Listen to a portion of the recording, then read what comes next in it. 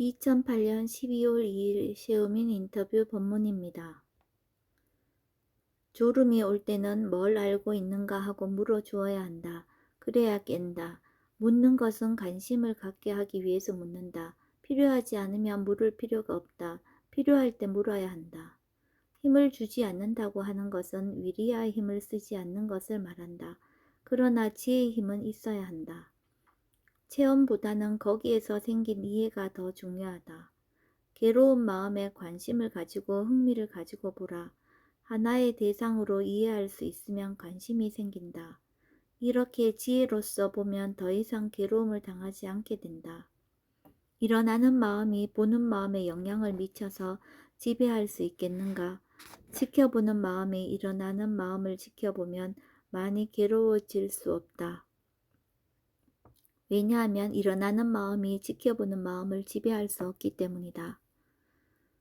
만약 보는 마음의 마음가짐이 잘못되었을 경우에는 일어나는 마음이 보는 마음을 지배할 수 있다. 이 경우는 마치 보는 마음이 일어나는 마음을 키워주는 것과 같다.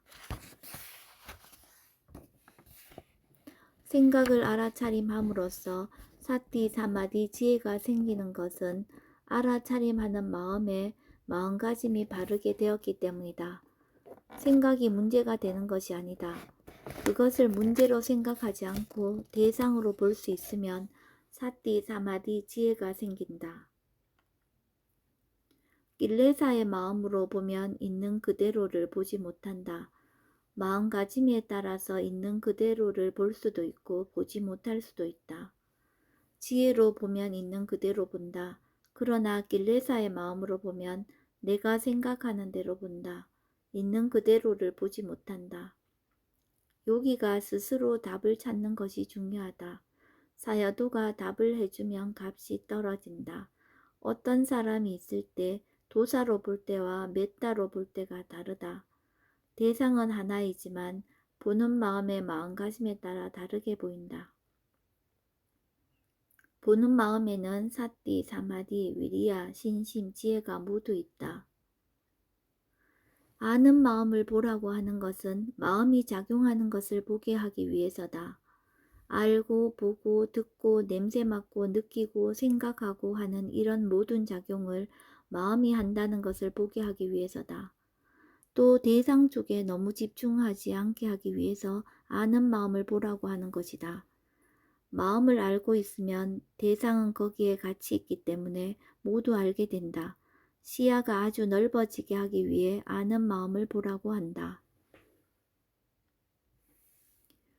모기가 물었을 때 모기가 물었다고 생각했을 때는 도사도 일어날 수 있고 메따도 일어날 수 있다. 그러나 실제로 있는 것은 느낌이다. 그것을 단지 느낌이라고 알았을 때는 도사도 일어나지 않고 메따도 일어나지 않고 사띠 사마디가 생기게 된다. 이런 것을 모두 다 알아야 한다. 길레사는 항상 빤야띠를 대상으로 한다. 윗바사나의 마음은 그것의 이치를 대상으로 한다. 모기와 느낌 중에 느낌이 실제로 있는 것이다. 윗바사나의 대상은 이 느낌이다. 그러나 빤야띠를 대상으로 한다고 해서 모두 다 길레사가 생기는 것은 아니다. 자비히사는 모두 빤야띠를 대상으로 한다. 사마타 수행도 모두 빤야띠를 대상으로 한다. 대상을 볼 때에 대상으로 인해서 일어나는 마음들을 모두 다 아는 것이 좋다. 이런 대상에 대해서 마음이 로바 도사로 반응하게 되면 그 로바 도사를 봐야 한다. 마음 쪽을 우선적으로 봐야 한다.